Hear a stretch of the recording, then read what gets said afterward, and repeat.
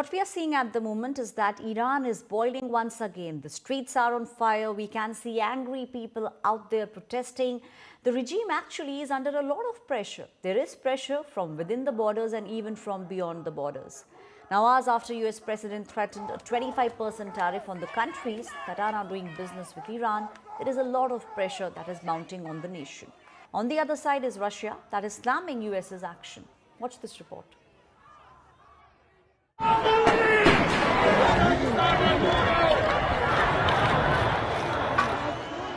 Iran is boiling over once again. Citizens are up in arms against the Iranian regime, protesting soaring prices and economic hardships. It is one of the biggest protests the Shia country has seen in decades. Over 2,000 have been killed in Iran protests, and Tehran is blaming what they call terrorists for these deaths. The unrest escalated after US President Donald Trump announced a 25% tariff on countries doing business with Tehran.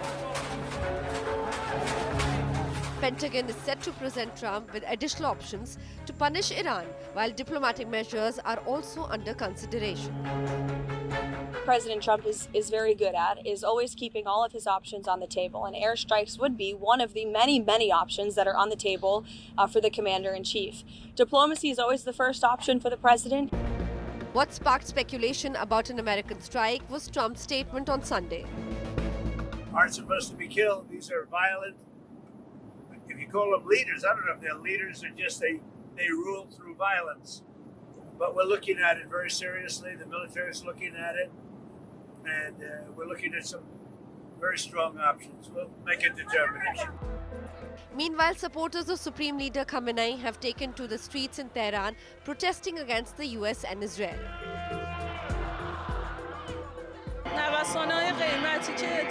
I believe it was generally a plot by the United States and Israel, but people do have issues that need to be heard.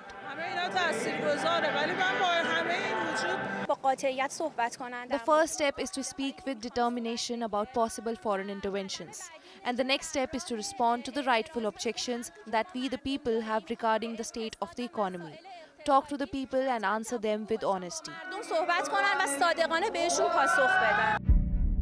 Even Iranian President Masoud Pezeshkian joined a pro-government rally marching alongside supporters through the capital.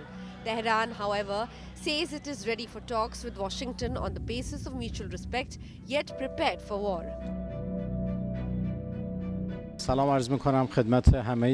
Iran is not only ready for talks with the US on the basis of mutual respect, but also fully prepared for war. Our people have shown that they defend Iran with full authority and complete courage. Our preparedness is increasing steadily and in real time, and our armed forces, as in the past, are ready to repel any aggression. میدونید کانال دفتر حفاظت منافع آمریکا سفارت سوئیس در تهران هست. Amid all this street and political drama, one question looms heavily. Will America strike Iran next? As protests rage and Iran curbs internet access, India today has tracked US military activity in the region using open source and flight tracking data. Al Udeid Air Base in Qatar, home to over 10,000 US soldiers, shows a rise in operational activity consistent with reports of increasing tension. The base can accommodate large military aircraft, including B-52 bombers, and is a key hub for American operations in the Middle East. The United States maintains an extensive military footprint in the region with bases and naval assets across at least 19 locations. The strike by Israel and the US in Iran in June last year weakened Iran's economy and nuclear program, but a renewed escalation could have global consequences. While the world watches nervously, any misstep could ignite a wider conflict, impacting allies, oil markets, and global stability. With Bidisha Shaha from Ocient, Bureau Report, India Today.